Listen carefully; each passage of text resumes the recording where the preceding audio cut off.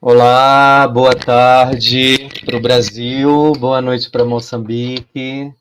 Queria agradecer imensamente a presença de vocês e das pessoas que vão chegar ou que vão assistir mais tarde, em outro horário, outro dia.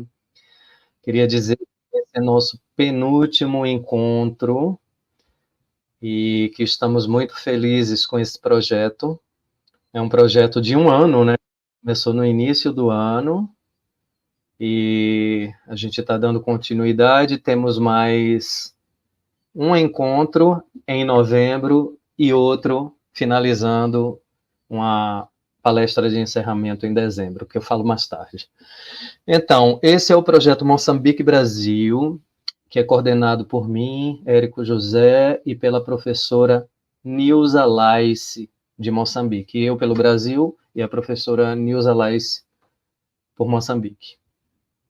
Esse projeto está vinculado ao grupo de pesquisa EDGES, Estudos Descoloniais de Gênero e Cidadania, da Escola de Comunicação e Artes da Universidade Eduardo Mondlane, em Moçambique, juntamente com o programa de pós-graduação em artes cênicas da UNB.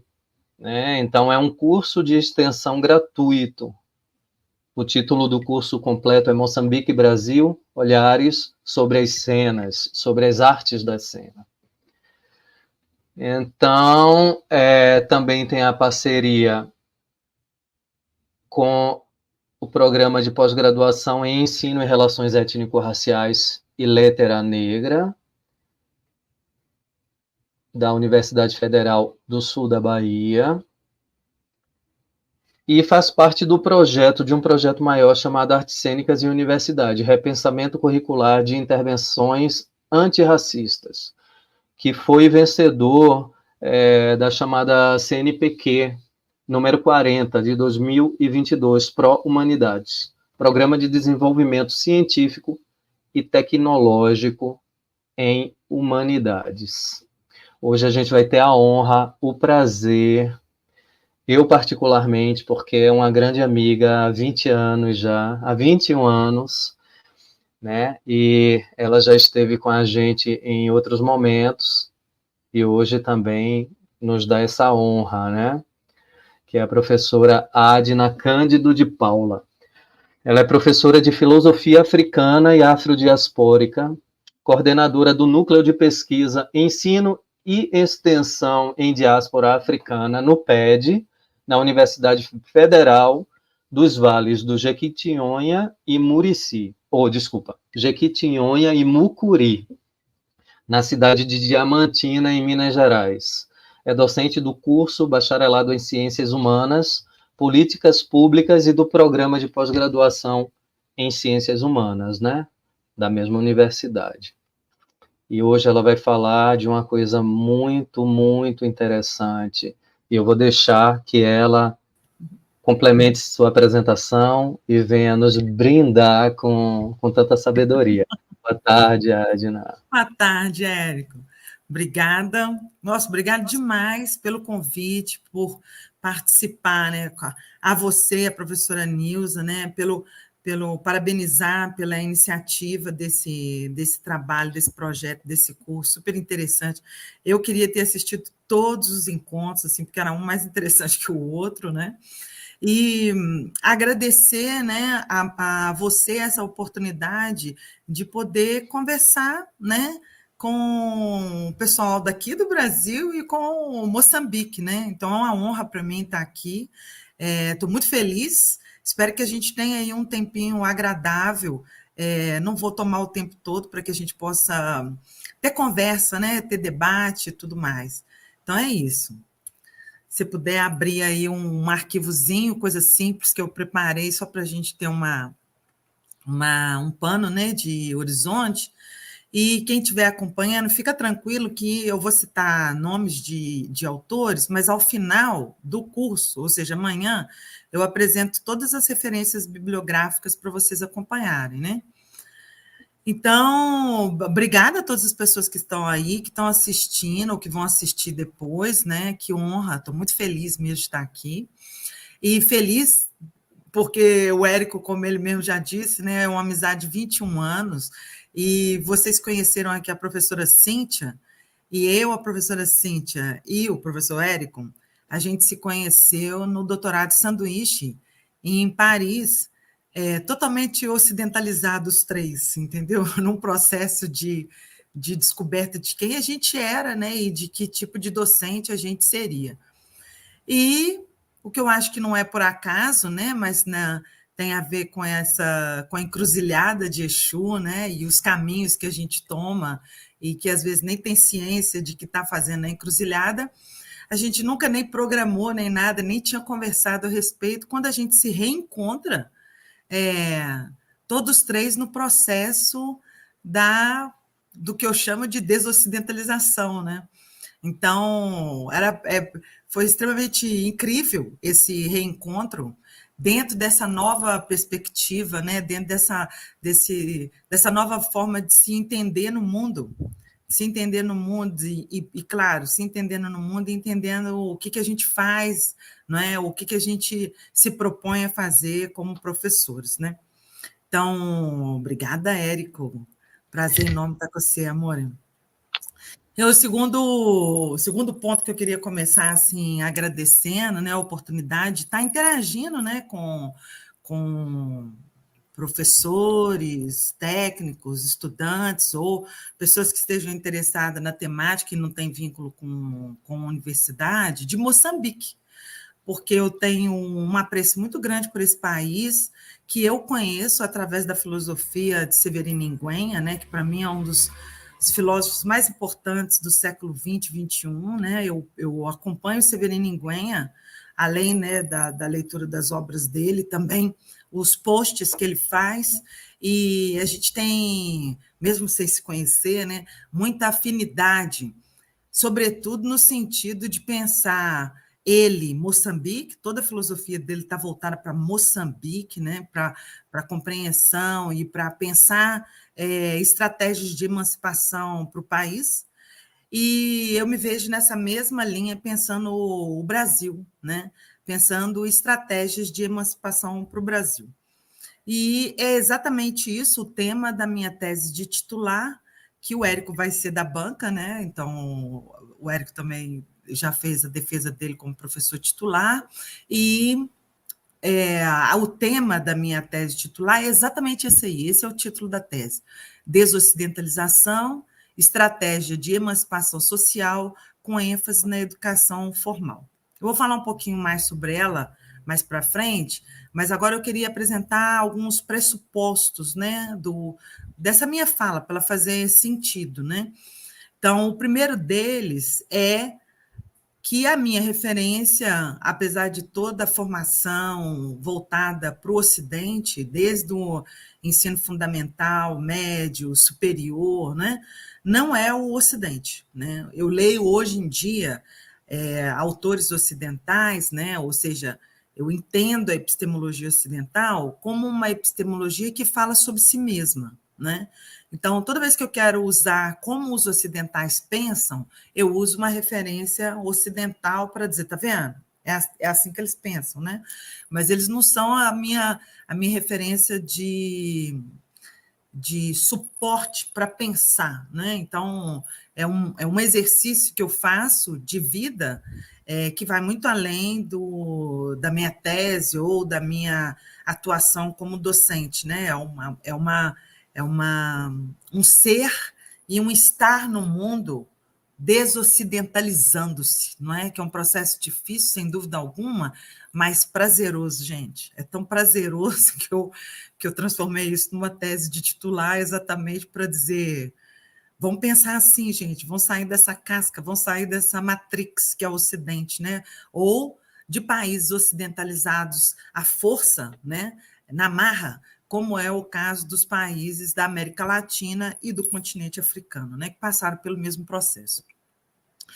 E então esse título, O Ocidente e o Resto, é um texto, é um livro do Stuart Hall, mas o Stuart Hall está pensando mais o século XVIII, XIX, né, o XX, XXI, e a minha proposta aqui com vocês não é começar do 18 e 19. Eu acho até que é um marco temporal de pensamento, de análise, de crítica, que segue a epistemologia ocidental, entendeu? Que é muito recortada nesse período, né?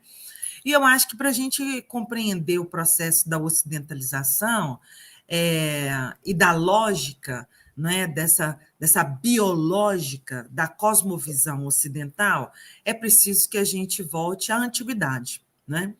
A antiguidade, que tem datações um pouco diferentes do que a antiguidade para os ocidentais e do que a antiguidade para os países do que eles chamaram de Oriente, né, do que eles definiram como Oriente, e eu uso para fazer esse estudo as obras de Cheikh Anta Diop, que é uma referência, esse sim é uma referência gigante para mim, né? Então, praticamente o primeiro capítulo da minha tese inteira tem Cheikh Anta Diop da primeira página até a última do primeiro capítulo, né? Então, uma grande referência, um dos maiores intelectuais do século XX, né?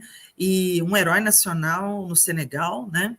E é, sem dúvida, para mim, a epistemologia que eu adoto, né? Então, eu vou pensar nessa lógica, né, assim, entre o Ocidente e o resto, mas o resto, para mim, é continente africano e América Latina, nesse momento, para a nossa apresentação e para a tese também, né? E não estou focando em século XVIII, XIX, mas estou buscando lá desde o período da formação dos agrupamentos humanos no berço nórdico, agrupamentos humanos no berço meridional, notadamente continente africano, né? E como é que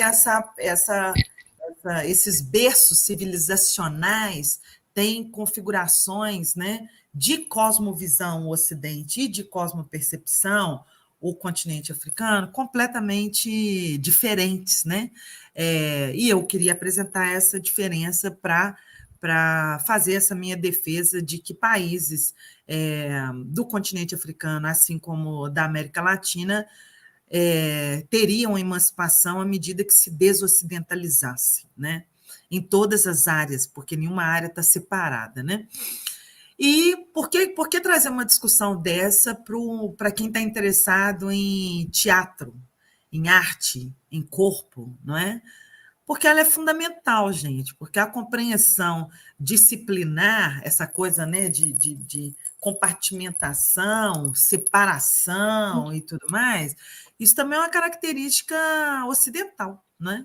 Para a gente ter uma compreensão de si e do universo e do cosmos, você não tem como separar dimensões de conhecimento, dimensões de existência, não é? Então, tudo está conectado. Portanto, se tudo está conectado, e essa é a minha defesa a partir de cosmopercepções indígenas no Brasil e de algumas culturas de etnias africanas que vieram para o Brasil, né? Sobretudo os Banto, né? O grupo Yorubá, né? Nagô, e o grupo Banto, né? Então, essas outras formas de se perceber no mundo, outras formas de ser e de existir, estão vinculadas a cosmopercepções. Eu vou explicar isso com calma, né? Então, estou fazendo só um preâmbulo para vocês entenderem um pouco qual é a proposta, né, ao longo aí do curso. E a minha compreensão de corpo, que eu tenho aprendido muito com o orixá Oxaguian, que foca no desenvolvimento territorial, né? No primeiro momento eu entendia território como o lugar onde eu estou, não é? Ou o lugar onde eu nasci, ou o lugar onde eu atuo, né? E hoje em dia eu não entendo mais isso, eu entendo território como corpo, né? Corpo que não é cindido daquilo que o anima, né? Como essa dimensão que aparentemente é o um, mas ela é conectada com o todo, não é? Então, são partes aparentemente separadas, mas que, na verdade, estão o tempo todo agindo como um bloco, como um conjunto, né? Ou seja, como um cosmos, né? Então, essa compreensão do corpo muda completamente a forma como você vive, né? Como você se relaciona com as pessoas, como você pensa, como você sente, como você age, não é? E aí, nessa questão do pensar, agir e sentir, dentro da epistemologia ocidental, como que eu vou apresentar, como o foco é muito na razão, né? Razão, pensamento e tudo mais, nós temos esse vício de tentar entender a nós mesmos e ao mundo, ao nosso entorno, né? E as nossas relações a partir do pensamento, né? E eu vou trazer outra lógica, né? Assim, que não vai dar para desenvolver totalmente aqui, né? Mas está muito vinculada, por exemplo, a uma epistemologia egípcia de pensar o corpo como território e o coração como a casa da emoção, da sensação, dos afetos, né? Então, em termos de arte, né? Eu fui professora de filosofia da arte durante 8 anos aqui na universidade, até migrar para filosofia política, né? A dimensão da arte, essa conexão, a importância da arte, né, para o grupo social, né, ou mesmo para a compreensão cosmogônica e tudo mais, ela deveria seguir uma outra lógica que não é essa ocidental, né, que não começa pelo pensar, mas que começa pelo sentir, que começa pelos afetos, que começa pelas emoções, né? Então, o corpo é essa primeira instância do sentir, né? Então, a partir das emoções, a partir dos sentimentos, das sensações, é que a gente tenta traduzir essas emoções em pensamentos e desses pensamentos em ações, né? Então, falar também é uma ação e é isso que eu estou fazendo aqui. Então, na dimensão artística, né, a minha proposição é essa inversão, né, é sentir primeiro, pensar depois, agir depois, né, uma outra lógica. E isso não dá para fazer de uma forma fragmentada, né? Então, tanto a minha apresentação, quanto a minha tese, como a minha forma de dar aula e o conteúdo que eu trabalho, ele não é disciplinar. Como eu disse, eu migrei de filosofia da arte, né, da estética, para filosofia política, no entanto, elas nunca se separaram, porque o que migrou foi meu corpo. Essas conexões, elas sempre tiveram juntas, né? Então, a política, a economia, a psicologia, né, a dimensão psíquica, né, a histórica, né, todas geográfica, todas essas dimensões, né, que influenciam e que definem a nossa forma de ser e de viver, elas estão totalmente conectadas, né? Então, a única forma de percebê-las é numa perspectiva interdisciplinar, como diria Paulo Freire, não, Piaget disse isso, né? Se a gente não consegue ser transdisciplinar ainda, porque fomos moldados numa lógica disciplinar, que a gente deu o primeiro passo pela interdisciplinaridade, como um nível, né? Como um nível para se chegar a uma transdisciplinaridade, a uma compreensão da conexão, ou seja, da indissociabilidade de práticas culturais, não é? Então, seria isso. Pode passar para mim, Érico, fazer um favor? Tendo dito isso, né, eu vou trazer para vocês uma primeira compreensão ocidental, né, porque o Ocidente é formado por uma pilhagem de culturas, né? Então tem uma prática de invasões de territórios desde a antiguidade. Era o modus operandi do berço nórdico, né? Era quando o continente africano, considerado por Cheikh Anta Diop como o berço civilizacional meridional, não é? Já estava no período da antiguidade, com agrupamentos humanos se fortalecendo, desenvolvendo a agricultura, desenvolvendo domesticação de animais e tudo mais, o berço nórdico, né, ainda estava no processo de nomadismo, né? Nomadismo e invasões, né? E ficaram durante esse processo durante muito, muito tempo. A unificação da Grécia só acontece em 1100 antes de Cristo. E a gente tem cultura, né, egípcia, núbia, né, cuxita, Aksum, né, do reino do Aksum e tantos outros reinos africanos, em que isso já estava desenvolvendo a Núbia, por exemplo, da ordem de 8.000 anos atrás. Não é? Então, assim, temporalmente, o Ocidente ele é jovem, perto de culturas como Babilônia, Suméria, não é? Dos vários reinos do continente africano, e mesmo da Mesoamérica, né? As culturas indígenas da América do Sul, da América Central e da América do Norte, não é? Porque a vida não começou na América Latina quando fomos invadidos, né? Por Colombo, né? Ela já existia aqui, né? Então, nesse período, né? Nesse período de nomadismo e das invasões, que vai até o período em que eles consideram o auge da cultura grega, né? Que não é cultura grega, é a cultura da Macedônia, né? Com as invasões do Alexandre, né? Alexandre o Grande, considerado como Alexandre o Grande, que eles adoram dar uns epípetos assim, né? Umas coisas, né? E aí o grande, né? Que para mim é um pequeno, porque veio invadindo culturas e culturas e culturas e se especializando na prática tanto das invasões quanto do culturicídio, né? Do epistemicídio, né? Ou seja, da morte dessas culturas, do impedimento da manifestação das práticas culturais vinculadas a essas cosmopercepções e tudo, e a imposição, né? Uma imposição de uma lógica que é a lógica da cosmovisão, que eu vou apresentar em detalhes, para essas culturas, né? Então, silenciamento das culturas dessas cosmopercepções e imposição, né? Com aquele conhecido jargão do fardo do homem branco, né?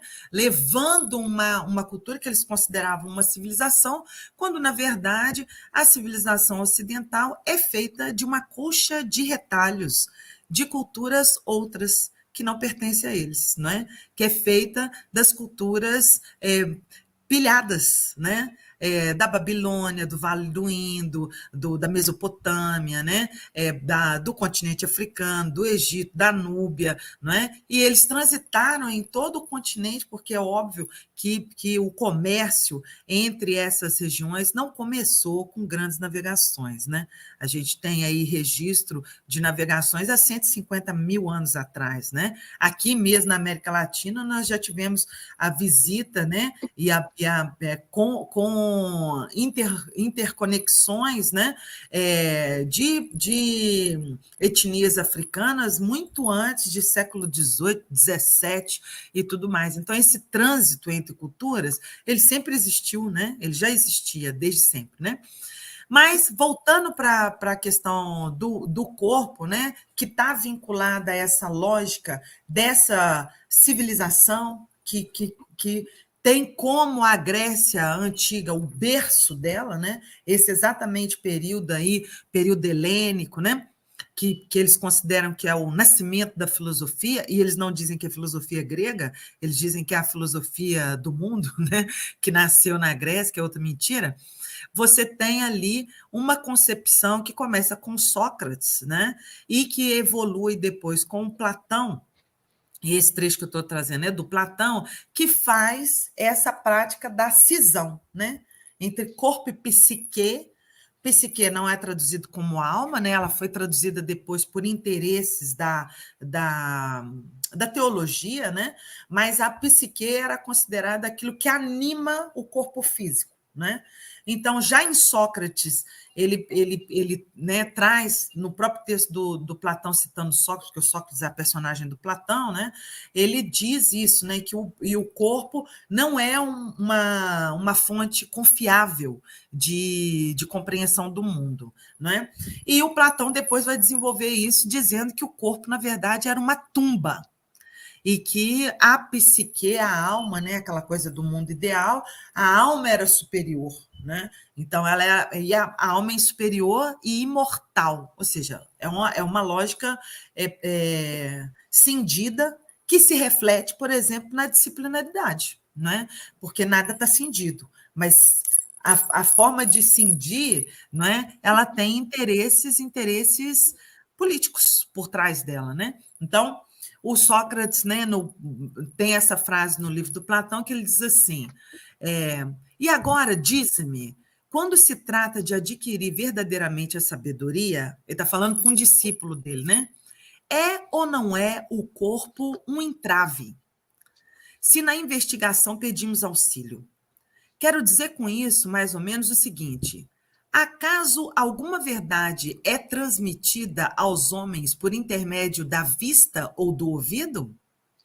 Ou quem sabe se, pelo menos, em relação a estas coisas, não se passem como os poetas não se cansam de nolo repetir incessantemente e que não vemos e nem ouvimos com clareza? E se dentre as sensações corporais, essas não possuem exatidão e são incertas, segue-se que não podemos esperar coisa melhor das outras, que, segundo penso, são inferiores àquelas. Não é também este o seu modo de ver? Então, o que ele está dizendo? O corpo não é uma fonte confiável para compreender a vida. O que é confiável, né, é a razão.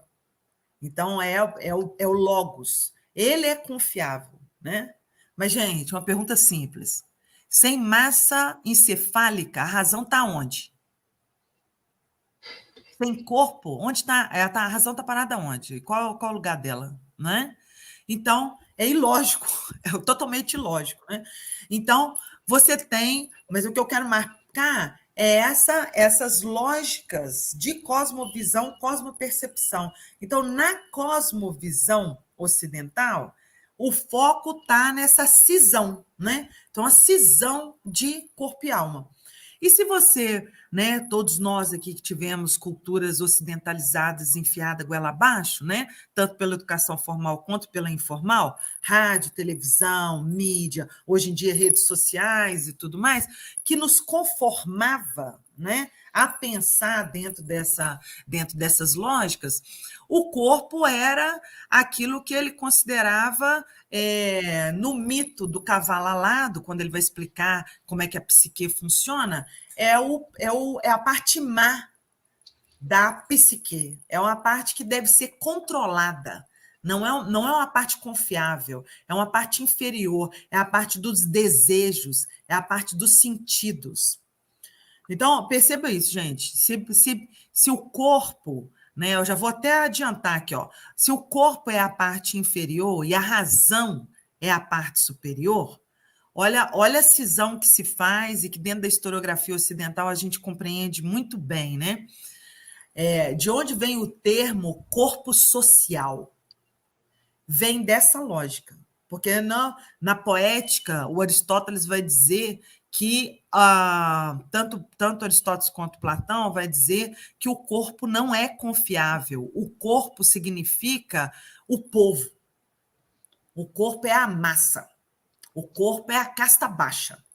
O corpo são os escravizados, são os servos. Né? E aí você tem no mito do Platão, no mito do cavalo alado, você tem aquele que comanda o cavalo. Essa carroça, ela tem, que é uma metáfora para a alma, né? Ela tem um cavalo bom, que é a ponta que é a razão, que é a psique, né? E você tem o cavalo mau, né? Que é o corpo. E quem controla esses dois cavalos? O auriga. E o auriga é o quê? O auriga é a razão. A razão está controlando. Só que o que ele controla se é a psique que ele está controlando? Ele controla o grupo que vai controlar o cavalo bom. E isso está na estrutura piramidal social que é desenvolvida desde a Grécia Antiga, naqueles que são as pessoas razão, são aqueles, é o grupo racional, é o grupo intelectual, é o grupo superior, são aqueles preparados para governar a cidade, né? E esse grupo preparado para governar a cidade são os que têm a areté, que é a virtude grega, que significa uma virtude de nascimento. Portanto, se você nasceu de imperador, você vai ser imperador. Se você nasceu de um governador, você vai ser um governador. Agora, se você nasceu de um servo, você vai ser servo. Se você nasceu de um escravizado, você vai ser escravizado. Então, observe que já na Grécia Antiga, você tem o determinismo biológico e você tem essa separação entre um grupo, que é o grupo da razão estrutural, ou seja, são os que mandam, são os que estão na ponta da pirâmide, e você tem o corpo social, que está na base da pirâmide. E no meio da pirâmide você tem o quê? Você tem o que o Platão vai chamar de os guardiãos. São aqueles que protegem a cidade, são aqueles que fazem a cidade funcionar. Então, no texto do Platão, dá a entender que os guardiões vão cuidar da cidade das defesas externas, porque a polis é uma cidade, né? Eles não compreendiam Estado como várias cidades. Era uma cidade contra a outra, não é? Na melhor estrutura do divisionismo, né? Que é característico aí do Ocidente. Então, eles têm essa lógica de que tudo se volta para a polis, tudo tem que funcionar dentro da polis. E aí você tem uma compreensão dessa parte média da pirâmide que vai fazer o quê? Ela vai controlar a parte de baixo, que é a massa, que é o povo, né? E que no determinismo biológico vão continuar ali, nascer ali, vão continuar ali, e essa classe do meio controla de baixo, servindo a de cima. Né? Então, ela serve os governadores, serve os imperadores, os senadores e tudo mais. E se a gente pensar exatamente na política do Aristóteles, esse meio, essa camada do meio dessa pirâmide, ela é formada dentro das sociedades ocidentalizadas pela classe média. Então, a classe média é aquela que domina as instituições públicas e privadas e que, portanto, faz parte da razão estrutural, não como quem manda, mas como quem obedece, não é? A pirâmide, o topo da pirâmide, e obedece fazendo o quê? Controlando a base. Né? E isso está lá no Platão. Então, observa que uma compreensão de corpo ela se estende para uma compreensão social, de estrutura social. Né? Então, se a gente cinde fica pensando em estrutura social só a partir do século XVIII, XIX, ou, sei lá, do mercantilismo, não consegue compreender como isso é uma estrutura cosmogônica, fundada desde a antiguidade, antes de Grécia ser Grécia, né? No modus operandi dos agrupamentos humanos. E aí eu vou trazer uma outra perspectiva. Muda para mim, fazer o favor, Érico. Que é a da Celestine Mibaigbu. Já peço desculpa, porque possivelmente eu vou pronunciar os nomes africanos não corretamente, né? Porque, infelizmente, as línguas nativas, né, dos africanos sequestrados, né, que são meus ancestrais, foi sequestrada da gente, ou seja, nós não tivemos acesso a essas línguas, então a língua que a gente fala é português, assim como vocês, moçambicanos, que é a língua do dominador, né? Não é as línguas territoriais, né, que estavam aqui, né? E na compreensão, né, da Celestina, ou do Celestino, eu acho que é um filósofo, olha a diferença aqui. Ó. A interdependência mente-corpo, no esquema conceitual africano, é fundada ontologicamente, ou seja, uma definição de ser, né, de ser e estar no mundo, uma vez que a força vital se difunde bidirecionalmente entre a mente e o corpo. ou seja, não são separados, não é? Então, é um compêndio, né? E sendo um compêndio, morre o corpo, morre a alma. Não existe alma separada de corpo, né? Não, você tem uma dimensão de existência em termos de desdobramentos de existência, e nós temos a dádiva, né, de ter a nossa existência, ou seja, que é um fruto de um acaso, efetivamente. Mas não é um acaso do tipo, aconteceu, não. É um fruto dessa confluência de elementos que formam o cosmos, né? E do qual este corpo descende. Este corpo e aquilo que o anima, que faz parte desse corpo, descende. Então, a conexão do corpo não é uma conexão só nesse plano de existência político, sociocultural, mas é uma conexão cosmogônica. Não é? É a nossa forma de se conectar com o cosmos, com o todo. Né? Nós somos uma dimensão, né? uma unidade não indissociável do cosmos. Não é? Então, não é só mente e corpo, mas é mente e corpo, nós e toda a dimensão da existência, né? Do universo, né? Não só do planeta Terra. Ele também é uma unidade, uma dimensão inteira, né? A lei da física, como na filosofia da física, é que a energia é dinâmica, ou seja, algo que pode se difundir ou ser transposto de uma parte para outra. Os atos do homem são basicamente da mente e corpo como uma unidade substancial e energética. Exatamente.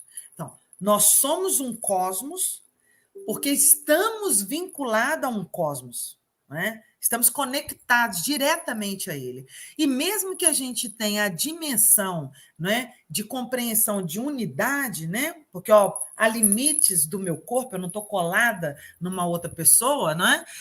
Ou num outro objeto, isso é só aparência, porque nós estamos sim conectados a tudo, interferindo o tempo todo. É um fluxo energético que condensa e que percorre todos os elementos, todos os reinos da existência, não é? Então, daí já vem que a compreensão do ser humano cindido da natureza é característica da cosmovisão, mas não de cosmopercepção. Passa aí para mim, Érico, faz um favor.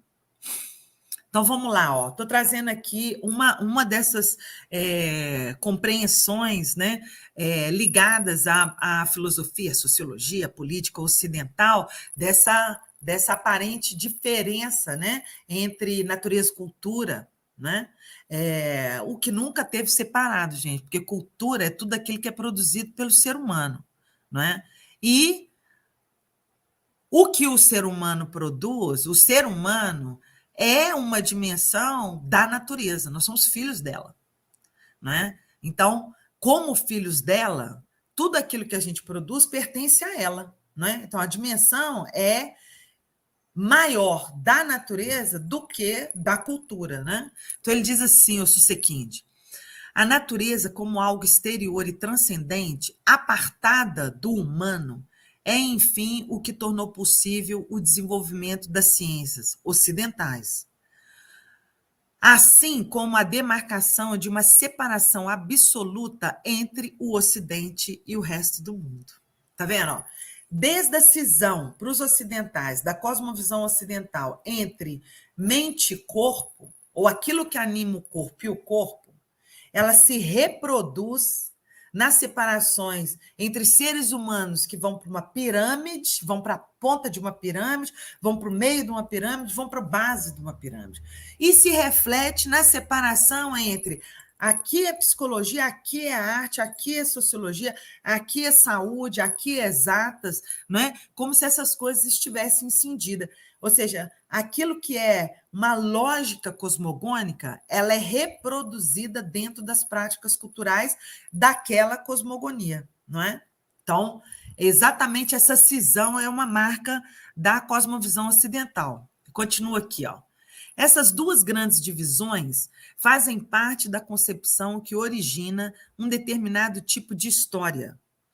fundada na ideia de progresso civilizatório e da emancipação do humano.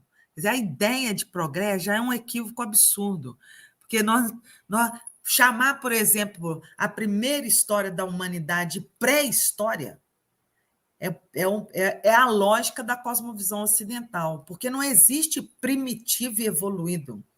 O que existe são mutações, são fases.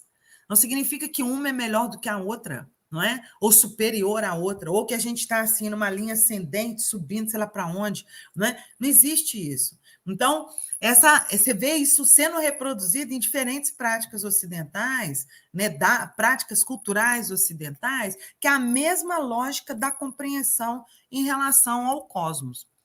O questionamento dos fundamentos que caracterizam o dualismo moderno ocidental parece, então, levar necessariamente a uma reflexão sobre os limites entre aquilo que se convenciona como sendo no âmbito da natureza ou do ambiente e das ciências naturais, e aquilo que se convenciona como sendo do âmbito da sociedade ou da cultura, das ciências humanas e sociais. Mas, gente, ciência é uma prática cultural. É produzida por quem? Por seres humanos. Portanto, não existe ciência que não seja humana. Toda e qualquer ciência é produzida por humanos. E a tal objetividade das ciências que não são humanas são convenções, não é? São convenções culturais, né? A própria matemática, né? Não existe número inteiro, você tem números infinitos, mas você convenciona um número inteiro para conseguir trabalhar com equações, não é? Uma banana com uma outra banana dá duas bananas, são convenções culturais, não é?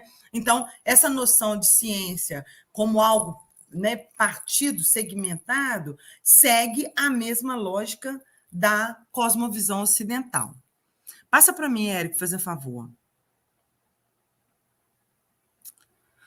Então, eu vou trazer aqui uma outra compreensão, né? Que estão percebendo que eu estou fazendo dualismo o tempo todo, né? Do Rampateba, está lá em Tradição Viva, né? Ensina-se qual deve ser seu comportamento frente à natureza.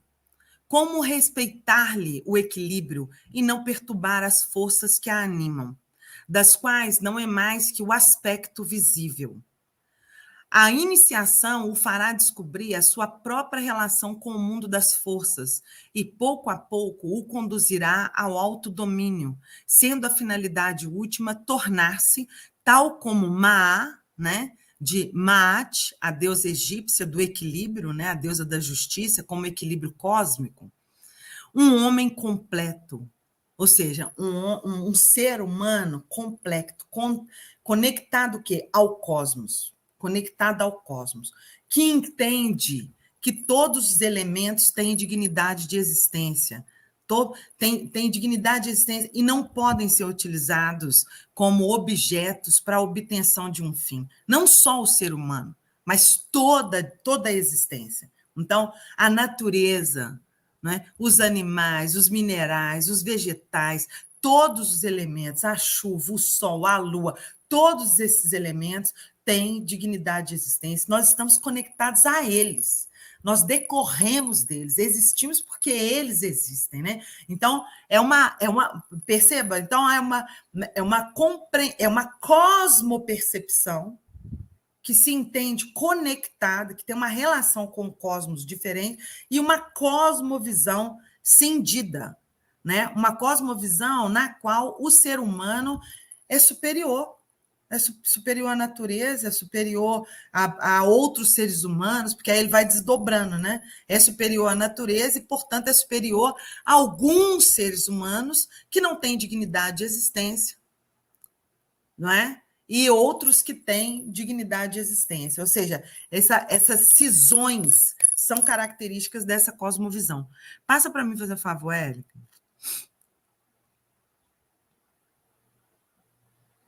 Aí.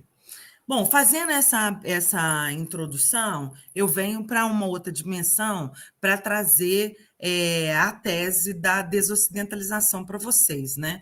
Então, vou falar mais detalhadamente cosmovisão, cosmopercepção, mas eu queria antes registrar de onde está saindo essas reflexões, né? Então, porque eu não penso sozinha, eu penso coletivamente, e tem um grupo que pensa junto, que pensa comigo, né? Que é o NUPED, que é um núcleo que eu coordeno junto com a professora Jerusa, né, que é professora aqui comigo também na Universidade Federal dos Vales de Jequitinhonha, em Mucuri, que fica no norte de Minas Gerais, né, nas Gerais, né, é o povo catrumano, que é diferente da Minas do Sudeste, assim, né, tem uma característica cultural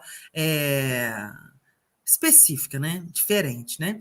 Então, de onde parte essa minha reflexão, né? Como professor de filosofia africana e de pensamento negro brasileiro, né, que se inspira muito, né, no pensamento africano, eu trago essa compreensão de uma aproximação em termos de práticas culturais e de cosmopercepções, né, tanto dos indígenas, né, na América Latina, e aqui eu estou fazendo Sankofa, né, estou né, relembrando aí o Adinkra dos povos Akan, né, dos povos Axante, de recuperar o que ficou para trás, né, ou seja, nunca é tarde demais de recuperar aquilo que ficou para trás e ressignificá-lo, né? Não é recuperar num romantismo, essencialismo, mas ressignificá-lo para se compreender no presente, sobretudo povos que tiveram as suas culturas ancestrais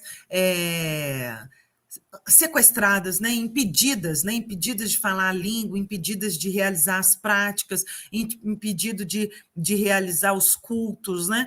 Ou seja, que é o que aconteceu aqui com os povos descendentes de africanos e também dos povos indígenas, né? Então, essa mistura dessas duas culturas é o que a gente chama aí de os povos afropindorâmicos no Brasil, né?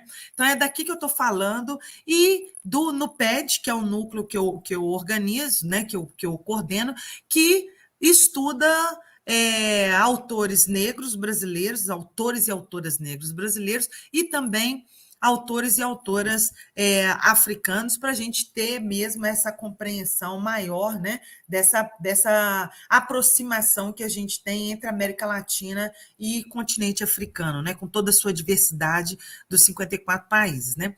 E é daí que vem a minha proposta da desocidentalização.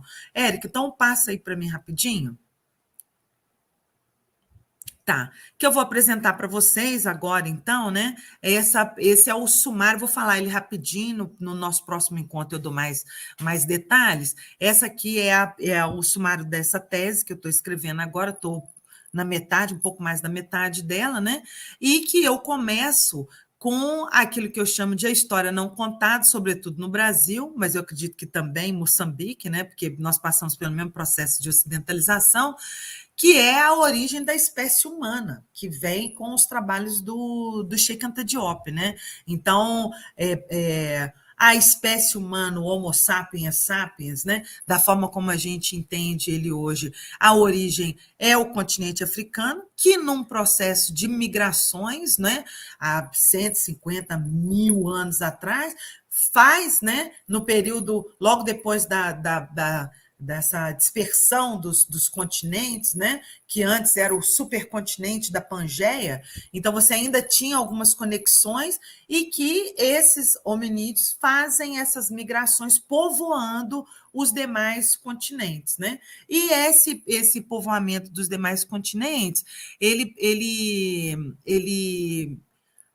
é ele que permite, né, que esses outros territórios vão fazer a longo prazo, né, aí em milhões de anos e tal, o desenvolvimento da espécie. Passa só um para eu ler, e depois eu volto aqui para esse sumário mesmo. Né? Ah lá, ó, um trechinho a partir do texto do Diop, né, mas é o texto da Elisa Larcan, em que ela diz assim: de acordo com as pesquisas de Diop, O Homo erectus, datado de 1,8 milhão e 100 mil anos atrás, saiu do continente africano em direção à Ásia e à Europa, iniciando o primeiro fluxo migratório de povoamento dos demais continentes do orbe terrestre, levando com ele sua cultura lítica. Olderod, que é um pensador, né, estudioso desse período, assim como Diop, entre outros, reconhecem o papel do continente africano como polo de disseminação pelo mundo no que se refere tanto aos seres humanos quanto às técnicas, no período do Paleolítico Inferior. O Homo erectus foi extinto e não deixou descendentes. Já o Homo sapiens sapiens, conhecido como homem de Grimaldi, que surgiu na África há aproximadamente 200 mil anos, em uma segunda onda migratória subsequente, saiu do continente, atravessou a Eurásia e chegou às Américas. Além das evidências paleontológicas e arqueológicas, as pesquisas na área da biologia genética, particularmente a análise do DNA mitocondrial, confirmam a origem comum de todos os seres humanos no continente africano. Pode voltar, então, Hélio.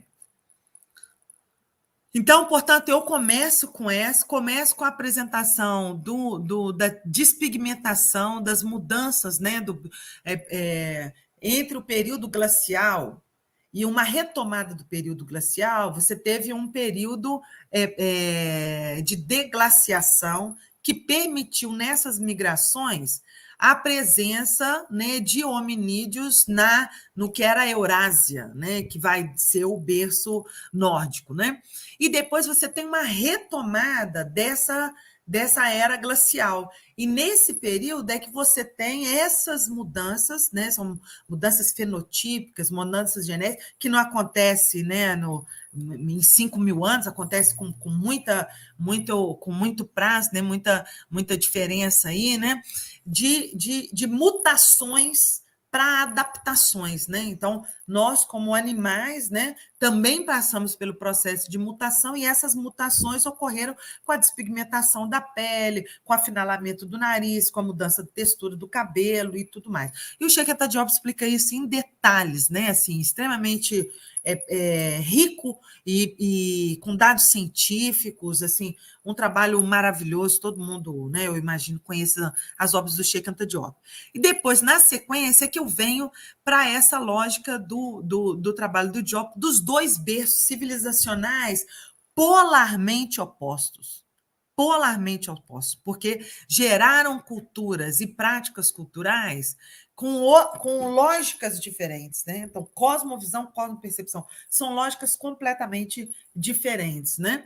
E aí, a partir dessa, é que eu venho trazendo aí com o trabalho da Oyoronke Oyevomi, né, que é nigeriana, uma pensadora nigeriana, não é? Que a invenção das mulheres, eu apresento o livro depois, que quando ela traz essa diferença entre cosmovisão e cosmopercepção, não é? A partir da lógica, não é? Dessa biológica, dessa diferença que começa entre um ser humano cindido em relação ao cosmos, um ser humano cindido aquilo que anima o corpo, e um ser humano cindido entre ele e a natureza, e depois entre ele e os outros seres humanos, né? Então, qual é essa biológica determinista que marca isso aí?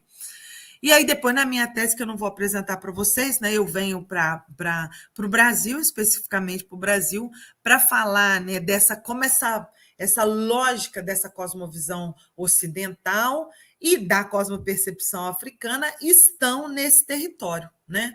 Estão nesse território configurando os grupos sociais, os grupos cosmopolíticos, né? O cosmopolítico afropindorâmicos, ou seja, indígenas e descendentes de africanos, o cosmopolítico, grupo cosmopolítico descendente do berço nórdico, ou seja, o que são os ocidentais, que vieram aqui não só como invasores, mas depois numa onda de imigrações, né? Desde 1810, ou seja, 70 anos antes do fim da abolição, né? da escravização aqui no país, e os grupos cosmopolíticos da zona de confluência, uma outra designação do próprio Diop, que é o que os ocidentais chamam de Oriente, né? Que é a zona da Fenícia, Babilônia, Suméria, né? A asiática, né? Então, que foi uma zona que teve influências tanto da cosmovisão quanto de cosmopercepções do continente africano, né? E a partir da apresentação desses grupos, né, cosmopolíticos brasileiros, eu apresento, né, que no Brasil, que não pode ser lido a partir de uma epistemologia ocidental, né, como única fonte de compreensão do país, porque senão não se entende o país, não é? Na verdade, o Brasil não tem um sistema de estratificação social por classes. Ele tem um sistema misto de definição de uma casta única, casta mesmo, né? Casta sem mobilidade, como os Dalits, né? na estrutura de casta indiana, e um sistema de classe que no Brasil vai da classe média para cima, né? Então, a classe média é extensa, né? Vai desde quem ganha 3 salários mínimos até o juiz do Supremo Tribunal Federal, que eu acho que está o maior salário do Brasil, astronômico, absurdo. Esse pessoal é classe média. Ou seja, a ponta da pirâmide são aqueles que não saem de casa para trabalhar, que vive de herança, vive de reprodução das riquezas que são acumuladas por gerações, gerações, gerações. São os descendentes diretos dos invasores e dos imigrantes ocidentais que chegaram aqui com recursos, não dos imigrantes que chegaram aqui analfabetos, pobres, lavradores, e que se desenvolveram aqui, né, com condições que permitiram eles hoje fazer parte da classe média, né? Então, eu apresento essa estrutura de estratificação social, que é outra, né, que não é a dada pela cosmogonia, pela cosmovisão ocidental, para depois falar daqueles que apresentam o extremismo da cosmovisão, entendeu? Que são os representantes do supremacismo, né? Que no Brasil foram movimentos que vira e mexe, toda vez que a gente avança em políticas de equidade racial, porque nós somos iguais, então não é igualdade, é equidade, somos diferentes, mas em termos de direitos, exigimos direitos iguais, seria isso, né? Você tem essa retomada desses movimentos que vem como onda, como uma vaga, né, em diferentes momentos da história do Brasil. Os eugenistas, no século XIX, os higienistas no final do século XIX, início do século XXI, do século XX, com os sanitaristas, os integralistas, que já é século XX, ali para a década de 20, 30, até 45, mais ou menos, e os bolsonaristas, que é um movimento mais recente, né? Então, você vê uma reprodução de comportamento, de frases, de falas e tudo mais, tudo vinculada à cosmovisão ocidental, numa forma extremista, assim, né? E aí eu encerro a minha tese com a proposição da desocidentalização, e aí eu faço aqui, né, uma reflexão curta, mas que eu posso voltar no próximo encontro, de diferença entre desocidentalização e decolonialidade, né, e tal, porque eu penso a desocidentalização como não uma mudança só de epistemologia, mas uma mudança de compreensão de si, vinculada a uma noção cosmogônica, não é? Então, ela, ao meu entender, e assim que eu defendo, ela é mais ampla, entendeu? E ela não se restringe a uma prática acadêmica ou uma prática política, não é? Mas a uma compreensão total, né, de ser e estar no mundo, né? Só que eu circunscrevo na educação formal.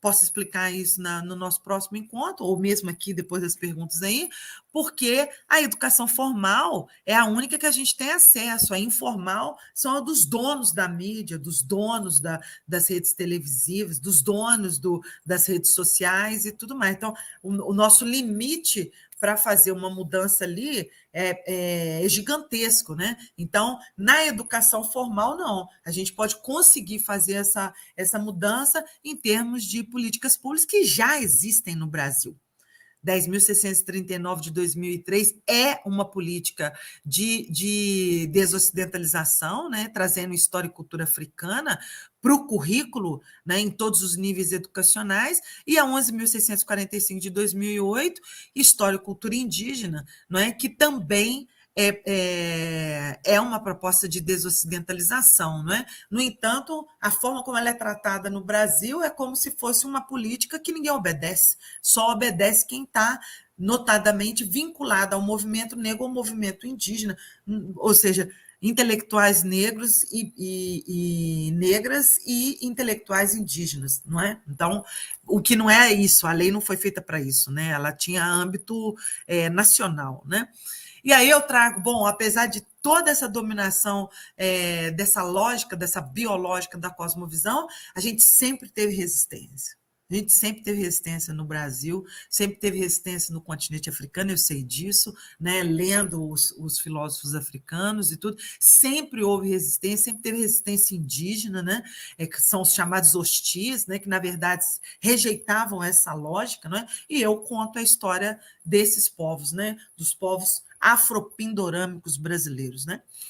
E não tem como não falar na tese de que essa compreensão desse ser humano cindido da natureza, né, superior à natureza, considerando os recursos, né, naturais e humanos como algo para o bem, para o bel prazer, né, e para o desfrute dos da ponta da pirâmide, né, dos ocidentais, sobretudo, né, que o Ocidente consome 82% dos recursos naturais do mundo, né, do planeta Terra, então são eles os grandes responsáveis pela crise climática que está aí. Eu trago a crise climática para dizer, olha, essa cosmovisão é a responsável pelo que está acontecendo agora. Mas nós tínhamos, territorialmente, cosmopercepções que dariam outra lógica, que impediria que nós chegássemos a esse ponto. Mas, né, nós fomos suplantados, nós sofremos epistemicídio, nós somos impedidos de existir, mas estamos aqui. Portanto, é possível efetivamente fazer esse processo da desocidentalização. Então, acho que para esse primeiro processo aí eu vou parar, senão eu vou muito longe. Érico já me avisou aqui que meu tempo acabou. Você está sem som. Não estou te ouvindo. Oi, voltei. Não, infelizmente, né, que a gente tem um limite de tempo, porque é tão rico tudo que você traz, assim, é sempre tão impressionante, porque... Mas amanhã tem mais, né? Amanhã Amanhã tem mais. você vai Vou. aprofundar algumas coisas Sim. e vai ser muito, muito bom também. Assim, essa ideia que você traz de Sankofa, né, de retornar para seguir, né, esse Isso. movimento de retornar para seguir, ele explica muita coisa de hoje, né? Tanto que você faz um link com o momento atual no Brasil e tal, político, de extremismo e tal. Tá tudo lá, né? Já desde a construção do início do Exatamente. pensamento ocidental. Então é riquíssimo. Exatamente. Mas como a tua fala é de uma abrangência enorme que vai da ecologia, à política, à filosofia, Isso. Exato. nem por onde começar. Eu me sinto privilegiado de ter o acesso à tua tese em primeira mão quando ela ficar pronta, já que eu estou na Sim, banca e antes sim. de ser publicada, eu já estou louco para Exato. ler. Mas eu vou fazer o seguinte, eu vou puxar Hã. já algumas perguntas e comentários que estão aqui, tá? Tá. Para a gente fazer esse Que já que diálogo o direto. pessoal vai interagir. Obrigado, gente. Obrigada. Então, Brenda Thaís, Aham. em duas Obrigada. partes, tá? A Tá. colocação dela. Professora, não consigo evitar de pensar na questão de imposição cultural e nesse pensamento de quando estamos inseridos num coletivo, há a tendência desse coletivo pensar muito parecido. Aí ela segue. Aham. Acho que o perigoso é quando essa forma de pensar não é nem oriunda desse coletivo. Sim. Vê se eu entendi, Breno. Você está falando, por exemplo, Brasil é América Latina, mas reproduz uma cultura que não é dele. Eu penso que é Pergunta por aí é, também. é isso Qualquer aí. coisa, Brenda, você complementa aqui. Porque, assim, eu discuto isso na tese também. O que aconteceu? Com a É porque eu vou falar de imaginário social. Ok. Eu vou falar de imaginário social na próxima e explicar como é que se deu o imaginário social brasileiro, né? Pra você ter uma ideia, todo mundo marca na historiografia o pós-abolição, né? Gente, pós-abolição é roubada. O pós-abolição é para manter a gente exatamente onde a gente está. Quem entendeu o Brasil, leia o pré-abolição. Leia os intérpretes do Brasil na pré-abolição. Foram essas interpretações, essas sínteses, essas reduções que compuseram o imaginário social, que está vivo até hoje. O lance é que imaginário social, ele trabalha com o simbólico. Então, no período imperial, você tem... Valeu, Jennifer. Você tem essa dimensão simbólica que está se construindo, esse imaginário está se construindo a partir dessas falas. Mas, a partir da Primeira República, você já tem a transformação do imaginário social em ideologia. Ideologia é a racionalização do imaginário social, entendeu? Então, assim, enquanto eles estavam fazendo aquelas interpretações, desqualificando sempre, o tempo todo, tanto os indígenas quanto os africanos, ao mesmo tempo eles estavam enaltecendo os imigrantes ocidentais, porque eles implementaram no período imperial o imigrantismo, trazendo descendentes do Ocidente. E naquela própria fala, eles dizem exatamente como ia ser configurada a sociedade, como quem ia ocupar postos, quem ia compor a classe média, quem ia compor a casta baixa, está tudo lá, está tudo lá. Só que você vê a historiografia brasileira, ela só fala do pós-abolição. Pós-abolição, quando vai falar da população negra e indígena, né, sobretudo a negra, fica falando pós-abolição, pós-abolição, para apagar o quê? Para apagar todas as cotas que os imigrantes ocidentais receberam ao chegar no Brasil. Não foram poucas, não, hein? Muitas. Nossa Senhora. Essa galera não está na classe média à toa, não, filho. Enquanto a gente era proibido de estudar, né, os nossos descendentes eram proibidos de estudar, eles tinham escolas étnicas. Procura na internet aí para você ver. Escolas étnicas em francês, em alemão, italiano, espanhol, que duraram até 1930 no Brasil. Getúlio Vargas é que acabou com essas escolas. Então, isso formou a base desse processo de ocidentalização. O lance é que os ocidentais não entendem o que aconteceu, por exemplo, na análise de Arthur Gobineau quando ele veio para o Brasil, mandado por Napoleão Bonaparte. O Gobineau chegou aqui e disse assim, olha, o Brasil é uma mistura da mistura da mistura. Então, ele está na quarta... Ele é formado pelo quarto grupo. Pensa bem, o primeiro é Adão e Eva. Olha que loucura. Primeiro é Adão e Eva. As duas... De Adão e Eva, você tem a formação da segunda leva, que é o europeu, o asiático e o indígena. E os negros, que não quer nem contar ali, né, os africanos e tudo mais. E no caso do Brasil, aí a mistura, tá, por exemplo, da terceira geração é entre africanos, indígenas e asiáticos e europeus, né? Nós, para eles, é a quarta mistura, que mistura indígena com africano, com ocidental, com asiático, com árabe. Aí ele falou, né, a conclusão do Gobineau é esse país vai dar em nada, vai dar em nada. O lance é, os ocidentais que vieram para o Brasil com todos esses benefícios enxergam o Ocidente como a casa deles. Eles não enxergam o Brasil como a casa deles, não. O Brasil é o curral deles. É o lugar onde eles exploram, onde eles ganham dinheiro. Mas a referência de vida e de cosmovisão é o Ocidente. E aí eles só se dão conta de que não são ocidentais quando eles estão dentro do Ocidente, quando chega lá. Eu coloco vários casos dentro da tese, né, em que quando um brasileiro pergunta, né, por exemplo, para preencher uma ficha de identificação, não tem latino-americano ali, né? Aí a pessoa fala assim, eu coloco o quê, né? Ela falou assim, se não tiver latino, põe outros. Ela falou, mas eu não sou branca? Assim, né? Eu sou descendente polonês, tenho nacionalidade polonesa. Ela, não, mas você é brasileira. Você entendeu? Ou seja, Muitos dos males que a gente vivencia, sociais, políticos, históricos, né, de interpretações completamente equivocadas do Brasil, é porque a referência é sempre o Ocidente. Sempre o Ocidente. Se pensar igual a Oronque falando de Oió, né, na Nigéria, ela diz: toda a reflexão aqui é baseada em homens brancos europeus mortos. Entendeu? Você não estuda a própria formação, a própria história do Brasil, sem ter uma interferência de leitura de o Voltaire falou assim, não sei quem falou assim, não sei quem falou assim. Então não se lê o Brasil, não se vê o Brasil. O brasileiro é estrábico. Ele não enxerga o país. Mas ele não enxerga por quê? Porque o óculos dele é a lente ocidental, assim, aí não enxerga. Não, enxergar, que eu vou falar disso também, né? Porque a cosmovisão é baseada em visão.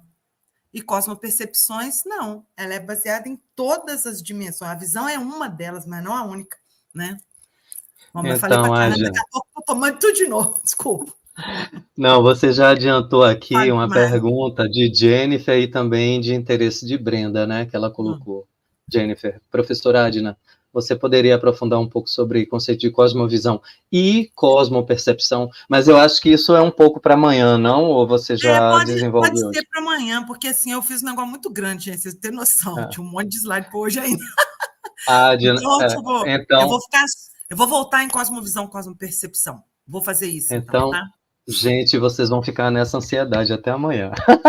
Agora, Adna, eu queria também complementar com a Tá. colocação de Brenda, e Uhum. depois queria já te fazer uma outra pergunta, que tem uma pesquisadora, uma antropóloga que eu gosto muito, que é Letícia Cesarino, que ela fala sobre colonialidade interna, né? Ah, Ela questionando, e aí vai minha pergunta depois para você sobre tá, decolonialidade, né? Ela tá. questiona muito a decolonialidade, dizendo que a decolonialidade no Brasil ela omite que há uma colonialidade interna, que é exatamente isso que você está dizendo em resposta Sim. para Uhum. Brenda, que as pessoas no Brasil elas são voltadas para o Ocidente e elas praticam o Ocidente aqui, né? Uhum. Então há uma Exato. colonialidade interna Total. que gera todas as crises.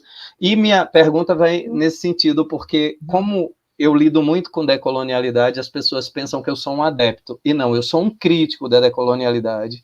Sim. E esse seu conceito de desocidentalização é muito forte. Eu queria que você falasse um pouco mais sobre o que é que te faz não optar por decolonialidade, sim por desocidentalização. Desocidentalização. Tá.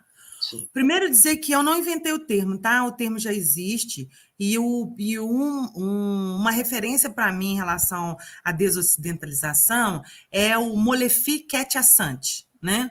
Filósofo afrodiaspórico e que ele escreveu um texto para uma coletânea de comunicação de mídia em que a ideia dessa coletânea era muito voltada para as informações equivocadas que a mídia passa, sobretudo sobre guerras, né? Palestina, porque só existe guerra na Palestina, né, gente? Ninguém fala da guerra do Iêmen, ninguém fala de outras guerras espalhadas em vários, né? Ou seja, só interessa a guerra que o Ocidente está enfiado, né? Que ele está lá e ele quer dar a versão dos fatos. Então, o Ocidente, através da mídia, ele faz a narrativa da guerra de acordo com o que ele quer, né? Então, a gente está vendo isso aí em relação à Ucrânia, né, e à Rússia. Então, quem está dominando a forma de quem é vilão, quem é mocinho? Ali não tem ninguém mocinho, ninguém mocinho. Mas, no entanto, o Ocidente quer fazer esse jogo do eixo do mal, entendeu? De quem é o bonzinho, quem é o malzinho e tudo mais, e que ele está apoiando os bonzinhos, que está executando um genocídio escancarado, assim, como já fizeram tantos, como fizeram no Brasil, como fizeram tantos na Namíbia, no Congo, né? Vários no continente africano. O lance é o seguinte: a discussão deles era assim, como a gente desocidentalizar a comunicação.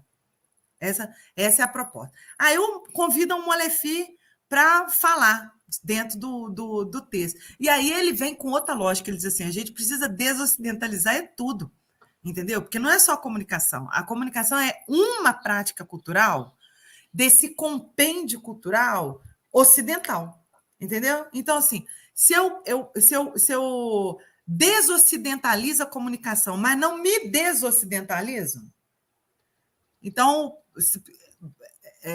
fatalmente eu vou ocidentalizar a minha comunicação. Porque não é uma questão de trocar uma epistemologia por outra, é uma questão de trocar a lógica, entendeu? E eu fiz, Érica, há um tempo atrás, ainda quando eu estava na área das letras, um levantamento das linhas de teoria literária. E a fenomenologia, hermenêutica, psicanálise, formalismo russo, estruturalismo, estudos culturais, né? Crítica sociológica. E aí, quando você lê todas elas, nenhuma era brasileira. Todas essas, russa, inglesa, francesa, não sei o que. Eu falei, gente, então a teoria literária brasileira não? Porque a gente só usa teoria dos outros e tudo. Aí eu escrevi sobre isso, né? E aí depois, há pouco tempo atrás, eram os estudos culturais, você lembra disso? Aí os estudos culturais, todas essas modas viraram modas acadêmicas. Tipo assim, agora somos formalistas. Se somos formalistas, não fazemos mais análise sociológica. Somos formalistas. Aí, não, agora somos estruturalistas. Formalismo caiu, não faz mais formalismo. Isso aqui, só estruturalista. Depois de estrutural, agora somos fenomenológicos. Fenomenólogos, não sei o quê. Não usamos mais estruturalismo. Fenomenologia que está dando agora somos estudos culturais. Você entendeu? Isso para mim parece moda acadêmica. Tipo assim, agora nós somos aqui, agora nós somos lá, não sei o quê. O meu receio é que o uso disso, da decolonialidade, fique no limite da troca de autores por autores, mas não na troca da lógica.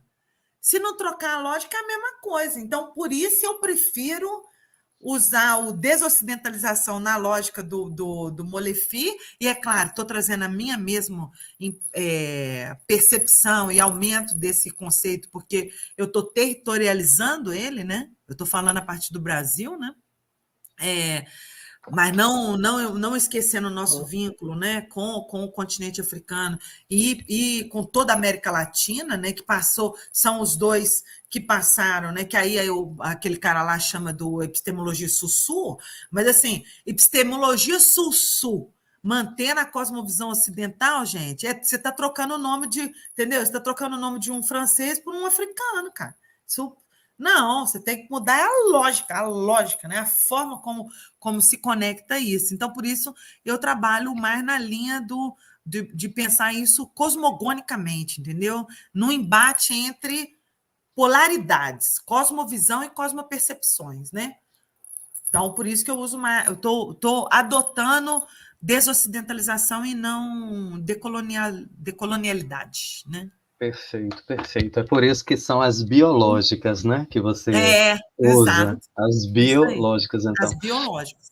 Então, eu queria retomar só uma coisa que você disse lá no começo, porque é uma coisa que vem sendo muito discutida nas artes, né, como você deu filosofia estética e tal. Sim.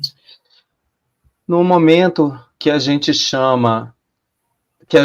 indica nessas culturas que há arte, a gente não está indicando que há arte numa percepção, numa cosmovisão ocidental, porque na cosmopercepção há essa separação, né? A gente vem discutindo muito isso. Então, queria te ouvir sobre isso.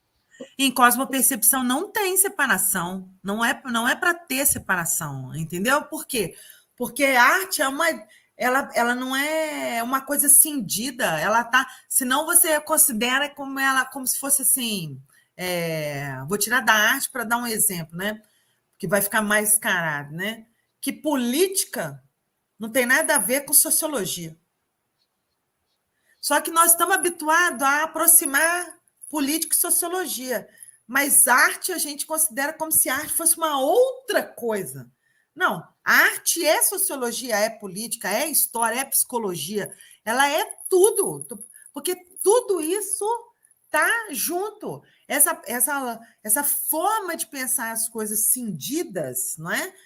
É um desserviço ocidental, entendeu? Que fragmenta tudo e que limita a nossa compreensão e que limita, inclusive, a nossa emoção. Eu considero primeira emoção, primeiros afetos. Então, como não traduzir emoções através de arte, gente? Entendeu? Porque arte é o quê? Né? É a definição que o Ocidente dá para a arte, é que é arte? Tá entendendo o que eu estou dizendo? Não? A arte é aquilo que se faz. O próprio Ocidente questiona isso, né? Quando diz a arte é aquilo que faz no museu, que faz no teatro, que faz não sei o quê. Ou aí aquilo que eu não considero arte, eu chamo de folclore, chamo de cultura tradicional e tudo mais. Não, é porque não existe a separação, não existe isso, entendeu? Não existe essa dimensão. Se eu penso a partir de corpo-território, não é? A arte ela é tudo, ela está em tudo, é. Ela tem todas as dimensões nela, como todas as dimensões têm arte nela. Não sei se te respondi, você conseguiu entender o que eu estou querendo dizer. Sim, sim, sim. É porque é uma discussão muito grande, né, sobre as culturas negras no Brasil, as culturas indígenas e a arte, né, a arte de viés acadêmico e tal, né, de como lidar. E aí você traz a resposta anterior, né? Tem que mudar uma lógica de percepção. Exatamente. Não é usar a decolonialidade para continuar na lógica de chegar nessas culturas e dizer é arte, são artistas, são performers, entende? Exato. Então Isso é não adianta. performance, porque senão eu estou usando o quê? Eu estou usando a mesma lógica de cisões. Cisões. Cisões não ajudou a gente a enxergar coisíssima nenhuma. Por isso que ela é projeto. Ela é projeto, né? Então fica todo mundo nos Sim. seus guetinhos, dando nome para as coisas, né? Nomeando coisas, quando a dimensão da existência, né? De um corpo, que é um corpo conectado a cosmos, que é cosmos, né? E tudo, todos esses elementos estão dentro, todos esses elementos têm dentro, né? Então, eu não consigo conceber uma arte separada dessas outras dimensões, entendeu? Por isso que me irrita, eu participei de uma live, né? Me pediram para moderar, em que o professor falava sobre a cultura do Congado, e ele ficava chamando a cultura do Congado o tempo todo de tradicional, popular, tradicional. Eu falei, pelo amor de Deus, gente, tradicional, popular. Esses são os termos que o ocidental usa para dizer isso aqui é popular, isso aqui é erudito, isso aqui é arte, isso aqui é folclore, isso aqui é cultura, isso aqui é, sei lá, manifestação inferior. Subcultura. Subcultura, uma subvariante do negócio. Ou seja, se não mudar a lógica, você tenta mudar, você vai criar termos diferentes, mas vai continuar separando do mesmo jeito. Né? Nossa. Seria isso. Nossa, eu tô enlouquecido aqui, gente. Que Vocês que joia! vão, vocês que vão ter acesso depois à filmagem. Nossa, muita coisa para a gente debater. A gente tem a segunda aula com a professora Adina amanhã, 14 horas, horário de Brasília, 19 horas, horário de Moçambique. E aí a gente vai falar muito mais desse pensamento que eu acho que ele é, nossa, fundante, viu? Eu já sinto como se fosse fundante, assim, que bom. para todas as áreas, né? Sim. E, sobretudo, para a arte, nessa busca incessante de fazer esse sankofa, né, que você traz. Adina, a gente vai se despedir, infelizmente. Um momentinho para suas últimas palavras de hoje, que amanhã eu quero muito mais palavras. Eu vou ter que reconfigurar as coisas, gente. Eu fiz um negócio enorme para hoje e outro enorme para amanhã. Então, eu vou fazer o seguinte: já que a gente, né, ficou mais em cosmopercepção e cosmovisão, e que eu acho mais interessante, sobretudo para o pessoal de Moçambique, do que entender bastante as configurações brasileiras, eu vou ampliar a discussão que eu fiz sobre cosmovisão, cosmopercepção, para isso ficar mais, né, assim, para atender a Brenda, Foi a Brenda, não? Foi a Jennifer? Jennifer, Brenda, Isso, sim. exato, para entender mais isso aí, qual é o limite de cosmovisão, de cosmopercepção e tudo mais. Aí eu trago isso para amanhã, então. A gente reconfigura. Né? Obrigada, Perfeito. obrigada pela audiência, obrigada por quem está aí e tal. Foi um prazer. Eu adoro falar disso, vocês já viram, né? Nossa, maravilhoso. Adna, esperancioso amanhã também. Tá Muito joia. obrigado. Obrigada. Eu que Obrigado agradeço. Eu que pela agradeço mesmo. parceria. Tá bom. Total, Gente, estamos então, juntos. então até amanhã, tá, gente? Divulguem também. Amanhã ainda dá para pegar a segunda aula. Um abraço. Valeu. Tchau. Beijo.